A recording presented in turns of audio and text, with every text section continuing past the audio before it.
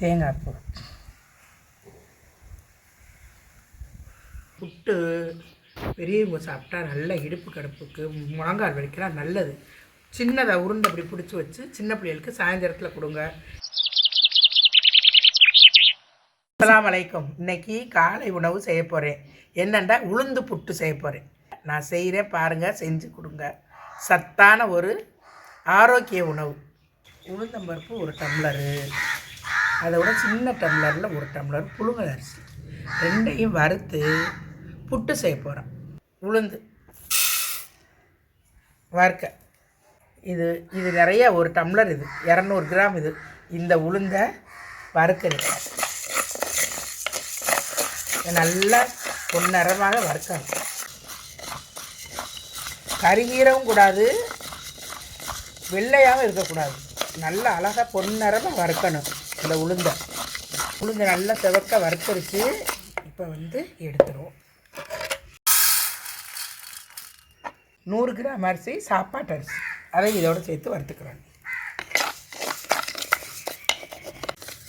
அரிசியை நல்லா மிதமான சூட்டில் நல்லா வறுத்துக்கிறோம். நம்ம கேஸ் அடுப்பு கிடையாது, ஃப்ளேமை குறைக்க கூட்டவுலாம் விறகு அடுப்பு. அதனால் நம்ம தான் அதுக்கு தகுந்த மாதிரி வேலையை பார்க்கணும். பக்குவமாக அரிசி நல்லா பொரிஞ்சிருச்சு. இப்போ அதையும் இதோடு சேர்த்து போட்டுட்டு இப்போ புட்டு அவிக்கிறதுக்கு தண்ணி வைக்க போகிறோம். இதை கொஞ்சம் ஃபேனை போட்டு ஆற வைங்க. ஆறின பிறகு மிக்சியில் நுணுக்கிட்டு வாங்க. அது வரைக்கும் இந்த தண்ணி சூடாகட்டும் அடுப்பில்.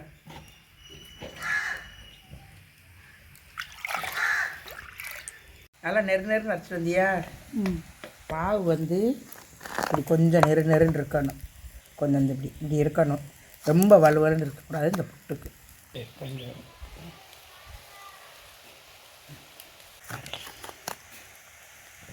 இது புட்டுக்கு கொஞ்சம் தண்ணி ஊற்றி, கொஞ்சமாக தண்ணி இதுக்கு தேவைப்படும்.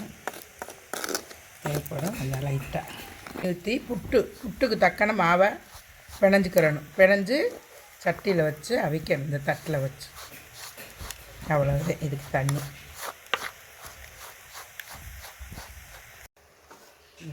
அழகான பக்குவத்துக்கு தண்ணி ஊற்றி ரெடி பண்ணியாச்சு. இப்போ கொஞ்சம் கையில் பிணைஞ்சுக்கணும். நல்லா கட்டி இல்லாமல் இந்த மாவை நல்லா பொழுன்னு உதுத்திக்கணும். இப்படி இது அழகான காலை சிற்றுண்டி, நல்ல ஒரு சத்தான உணவு, ஆரோக்கிய உணவு. இதெல்லாம் செஞ்சு சாப்பிடுங்க. உளுந்து இடுப்பு கடுப்பு, முழங்கால் வலி இதுக்கெல்லாம் நல்லது, வலுவானது.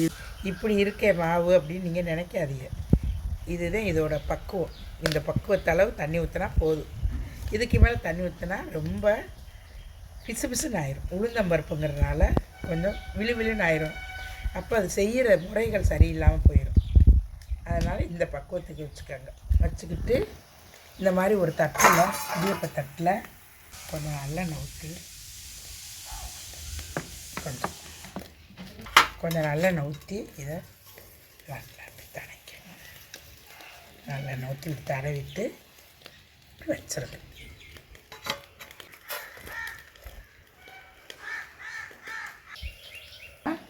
இப்படி ஒரு சட்டியை போட்டு இப்படி கவுத்திருக்கு. நல்லா கேப் இல்லாமல் வச்சோன்னா ஒரு ஆவியில் அவிஞ்சிருச்சான்னு பார்ப்போம். புட்டு வெந்துருச்சு.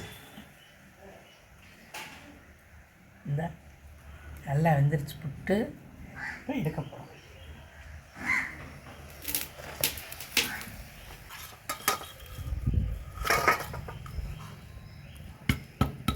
இந்த புட்டு வெந்துருச்சு. நாட்டு சக்கரை,